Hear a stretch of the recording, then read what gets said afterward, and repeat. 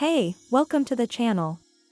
We hope that you enjoy today's stories and check out the chapters on the video to see all the stories for today.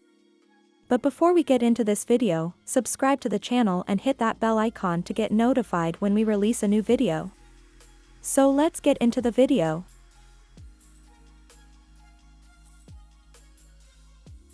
How important is intercourse to you in a relationship? Could you be with someone you love even if intercourse was off the table indefinitely? Experience 1. When my wife of 30+ years became too ill for intercourse to be even remotely interesting for her, I certainly did not end the relationship. I loved her and I took care of her until she died. No other course even occurred to me. Experience 2. When I met my wife, we couldn't keep our hands off each other. This lasted a few years. I was in my mid-20s when we married. She developed a chronic medical issue. I've gone 20 years being sexually frustrated. There are stages and phases to this. What I came to realize is that I love my wife. Yes, intercourse is important in our relationship.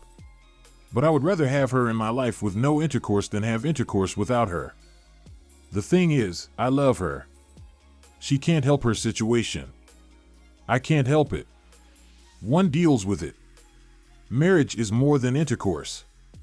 It is building a life and memories, raising a family, and loving each other regardless of the challenges life throws our way. But intercourse is very important. It helps keep the closeness and the emotional bond. But it isn't the only thing that does that. Experience 3. My wife and I both have a low sex drive. Hers has always been low, and I was abused when I was younger, which affects mine. Sometimes we go months without it and neither of us is worried. Sometimes we go through a phase where we do it all the time. It totally just depends on how active we are in life, how stressed we are, how tired we are, or if we're in different moods. But neither of us is bothered when our drives are low. Our intimacy drive is super high. We are always together and it's weird when we're apart. We always kiss, cuddle, hug, play grab, shower together, etc. Just spending time together and sharing with each other that the rest of the world doesn't get to see or understand about us is incredibly intimate. Being 100% comfortable and yourself around someone, and vice versa, is the ultimate form of love and intimacy. Intercourse is just a bonus. Experience 4. It depends on the circumstances. I love screwing my man, but I love his heart and soul more. If we had to stop having intercourse for medical reasons or something, I'd definitely stay with him and stay faithful. If I was single, I think it's unlikely I'd start a new relationship knowing it would be intercourse-free. Experience 5. It is complicated. I am in a near-sexless marriage. The wife needs antidepressants to function, and it kills her libido. So, PIV is 4 to 6 times a year. She is down for some mutual masturbation closer to once a week or so. Maybe every 10 days. My libido rages. And yeah, it sucks. I dream of more intercourse. But I love the chick. She loves me to the moon and back. I'm not willing to sacrifice her love so I can try dating again. Divorce rates these days? And I found a woman who more than tolerates me. She loves me. I'll stay. And not to be crude, but yeah, I jack off. A lot. She doesn't begrudge me that. Occasionally she even encourages it. She went off her meds for a while. And man did we smash. But she was a mess. I need her healthy more than I need a shag. We travel together. We enjoy each other's company. We actually like each other. I could claim that it is hell, but I choose to see all of the good I am blessed with. Experience 6. It's very important. But I wouldn't leave my wife if she became physically unable to have intercourse. It would suck, and I won't lie and say I wouldn't resent the situation, but if there is a lifelong commitment there, and everything else in the relationship is still good, I'd try and tough it out. Edit, I haven't had this many upvotes since the uprising in 2020. Experience 7. I feel like if I loved them and there was no sexual intimacy, then we're basically just best friends. Edit, to answer the same comments I get every 2 minutes. 1. This is my personal view and I get other people may think differently. 2. I know what asexual and aromantic mean. 3. If I were married and something happened where my spouse couldn't have intercourse, I obviously wouldn't leave her just because of that. 4. I know intercourse and intimacy aren't the same thing, which is why I specifically said sexual intimacy. 5. No, I'm not in a relationship just for intercourse. 6. I understand your so can be your best friend. That's how my situation is, but that's obviously not what I meant. 7. I agree that intercourse isn't the most important part of a relationship, but that doesn't mean it's unimportant. Experience 8. 50-year-old here married for 27 years. It's not important. It was important when we were younger, but honestly, if intercourse wasn't possible, I would still love my wife and really nothing about our day would really change. Do you like listening to these stories? Do you want to hear more of them? Then click that like button, subscribe to the channel and hit that notification bell. And check the description for links to more videos and interesting stories. Experience 10. I've been in that position. Years earlier, I pondered the question and decided that I didn't marry my wife for intercourse, and if she had to stop doing it, I'd remain faithful and just live without it. Then it happened. After her cancer diagnosis, she didn't want intercourse anymore and said it had become painful to her. For the last 5 years of her life, I kept my vows. Experience 11. Quite important. But I think it depends on where you are in the relationship. I've been married for 10 years. I have kids. If my wife suddenly couldn't have intercourse with me for some reason, illness or injury or something, I'm not divorcing her over it. That's heartless.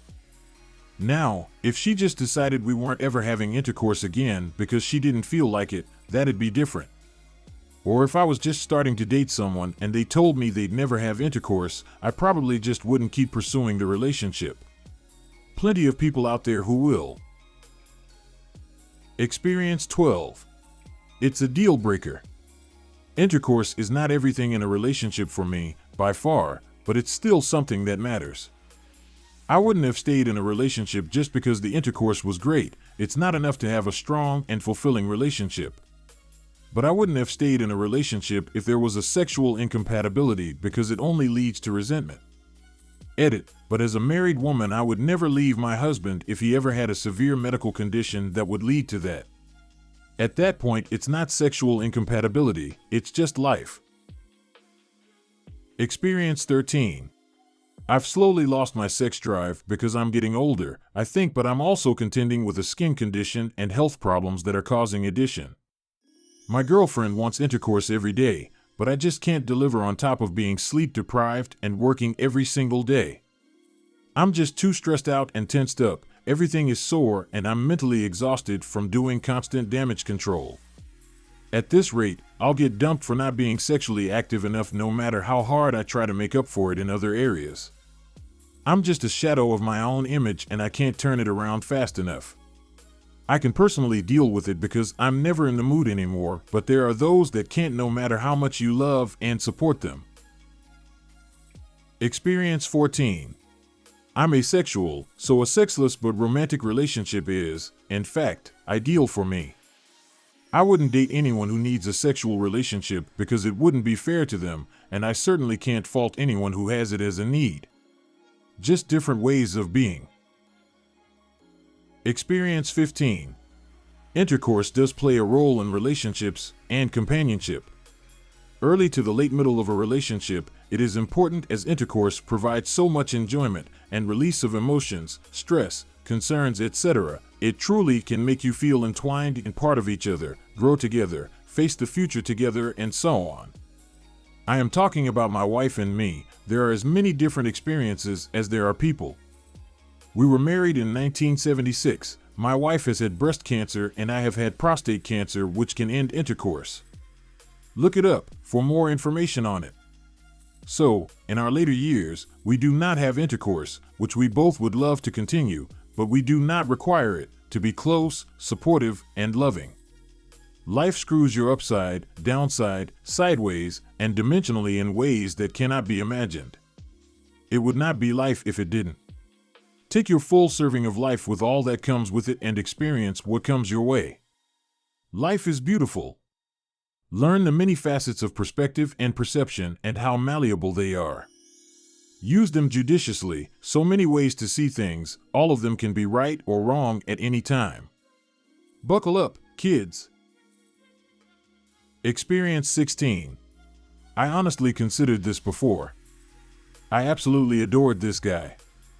It was like a child relationship. We'd kiss and cuddle and hold hands and things, but he wouldn't have intercourse with me, nor would he commit properly.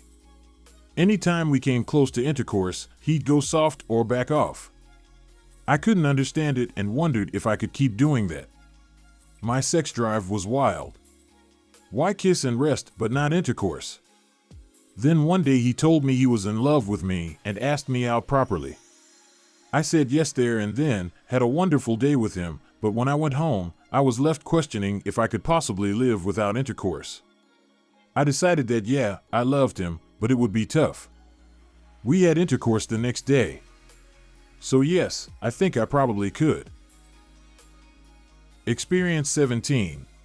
I am in a sexless relationship. He has erectile dysfunction, and I really don't like oral intercourse and intercourse in general. I'm really uncomfortable naked or even vulnerable. I'm shy around him despite the relationship being 10 years nearly. I'm even shy around my family and friends. Everything about intercourse makes me feel so embarrassed, and I feel nothing but negative feelings when I used to be sexually active. Not through the choice of partner, I just hate that sort of attention. Experience 18. No.